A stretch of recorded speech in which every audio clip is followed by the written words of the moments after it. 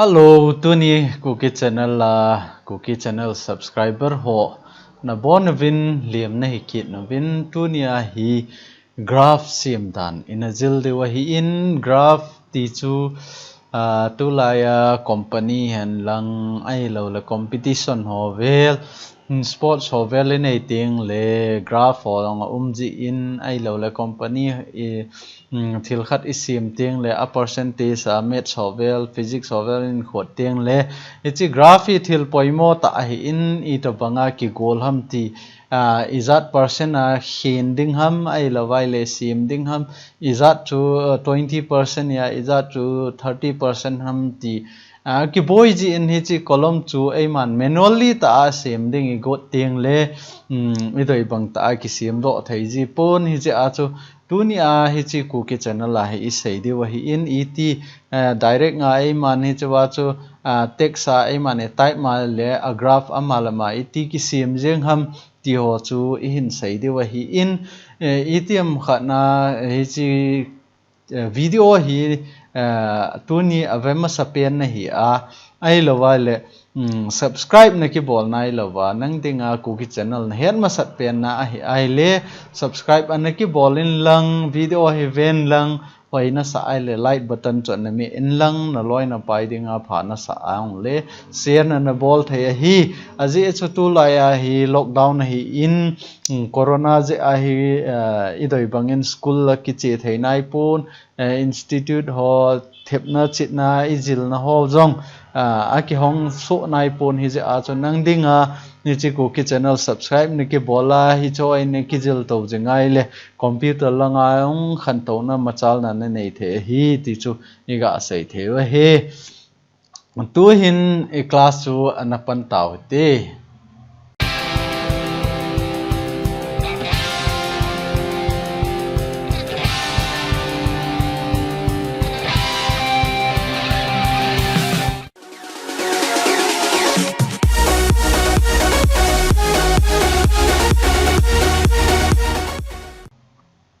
Tunia ai sei de wa hi ai le ichlaya he anavele chun graph a umin na hi chi tool si sei de wa hi in ichlaya vele chun tampi a umin hi chi nadaya hi le nangin ichlaya hi tai mi khel khel lawang ichlai na mi ai le ichwa a tool song do ding e yeng ina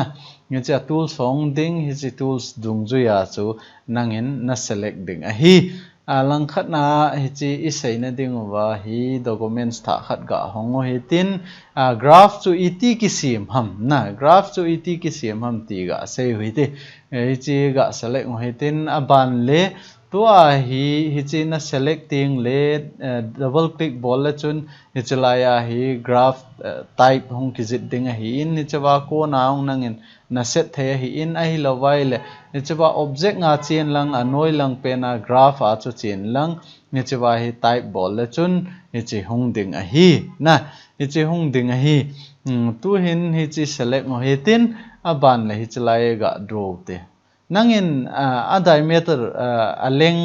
hi chi a saudan alit ding dan aniaw ding dan I chan na dei ham hi chi chu nangin na ki set the hi in itiam khana nangin hi ta cho set le a boy umena ti a hi le hi ti hin khat bei bo ga click rong la chun khong ai ta di wen lang hi chi ga delete no hi tin chalai na click ngai chalai khat bei click le chun betang chi a white yong a height yong hong ke pi in hi chi dung ju ya chun nangin na ki sim the ai na ta ya le chawai 5 na ko ya anoya ong hi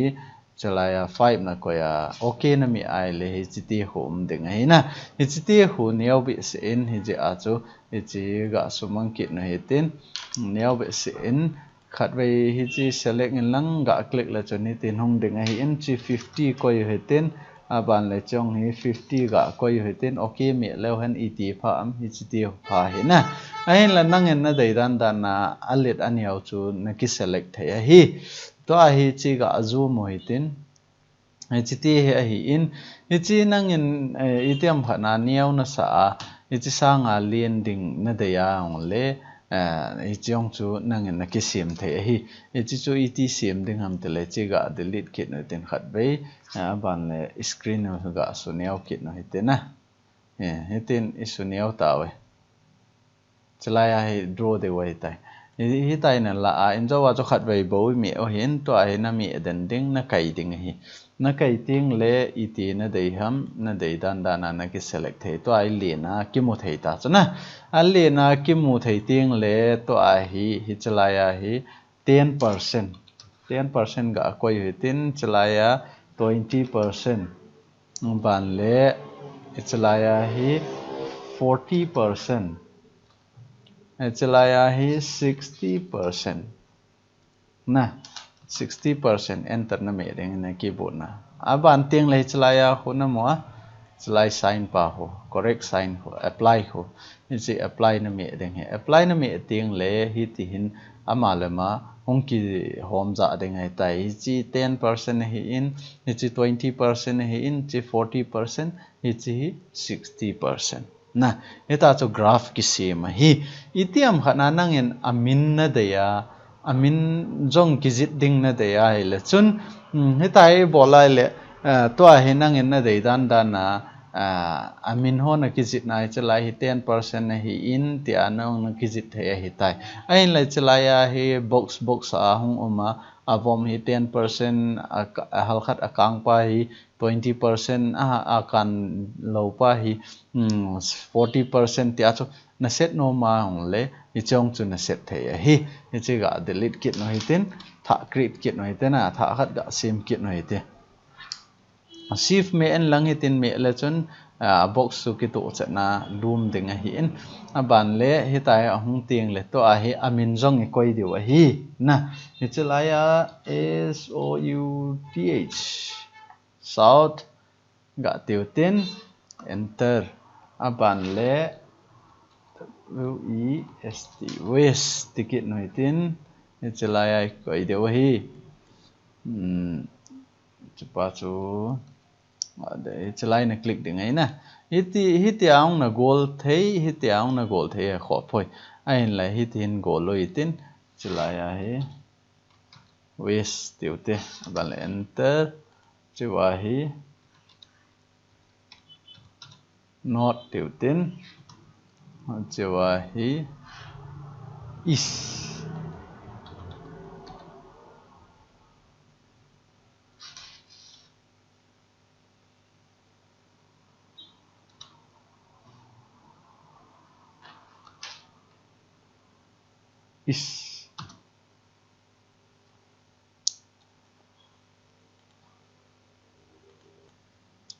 chalaya hi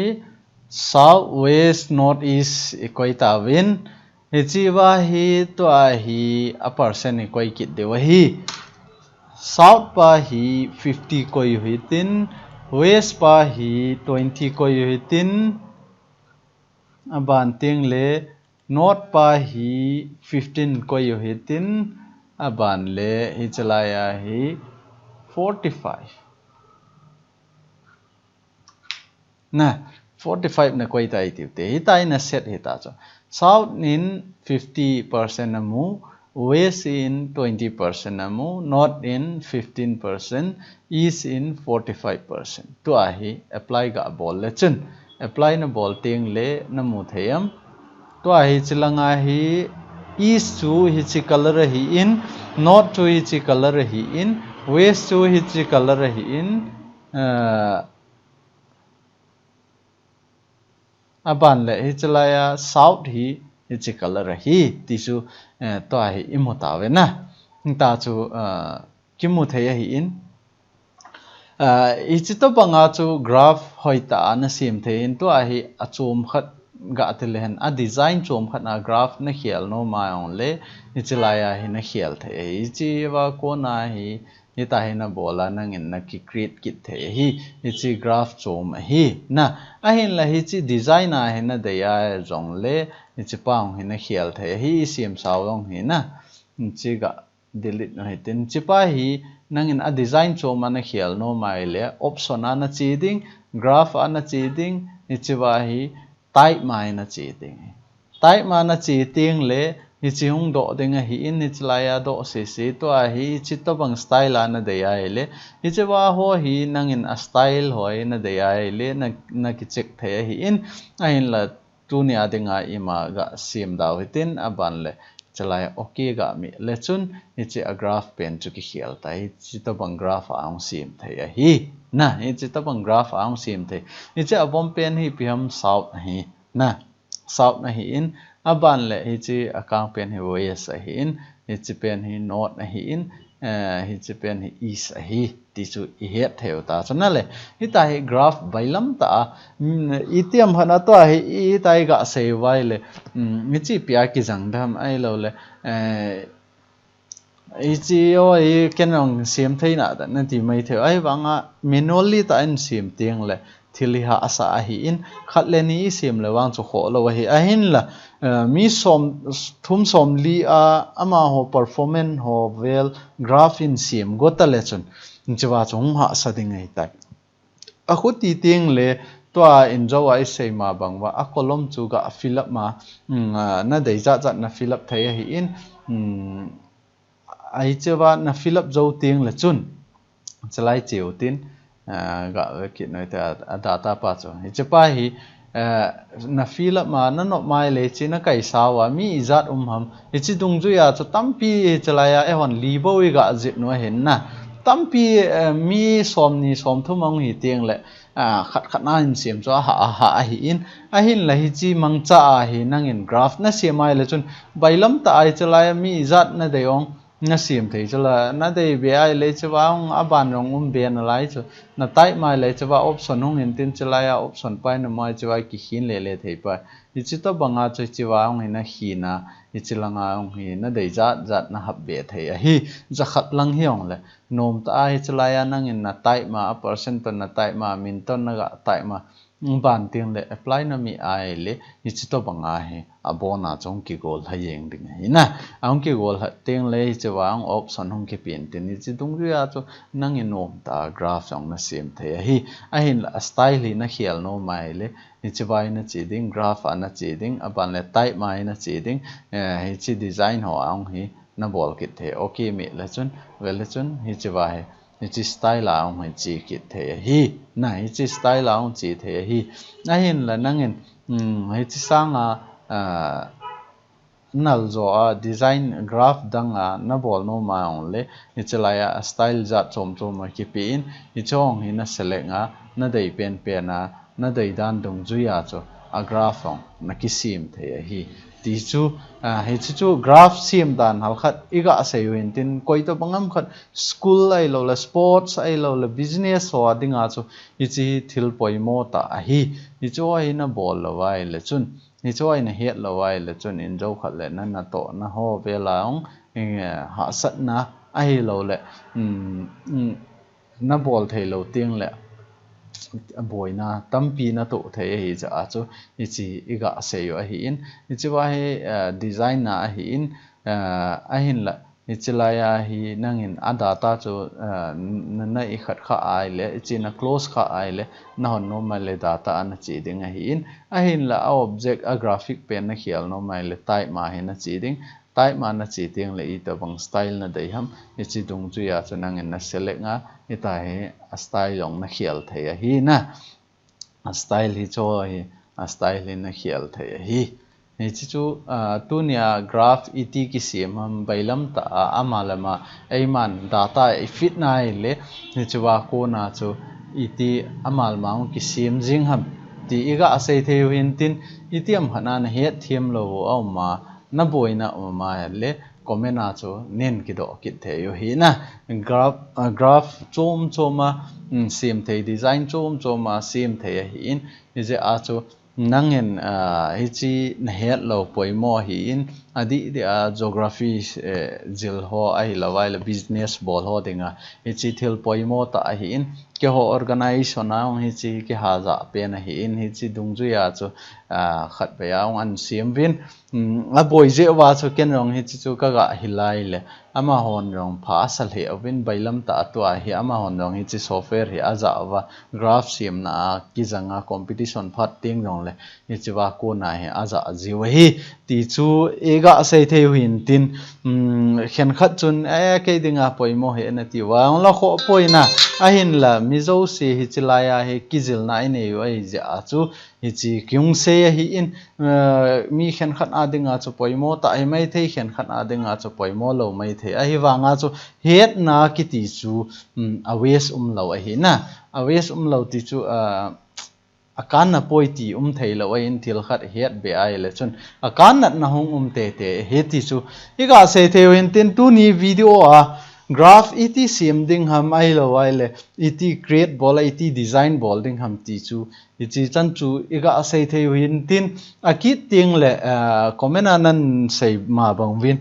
logo sim dan le banner sim dan chule hi chi card sim dan chu ga sei hui tin aban le hi chi for illustrator hi inga dewa hitan hi chi inga zo tiang le ms office a hung lut dewa hitai na video thumbo wa na hitai ti chu iga sei theu hin tin itiam khatna hi chi video hoina sa phana sa le light ana bolin lang apan le na loina payong an hil sonin ti chu kain sei no ma hi ka ki pa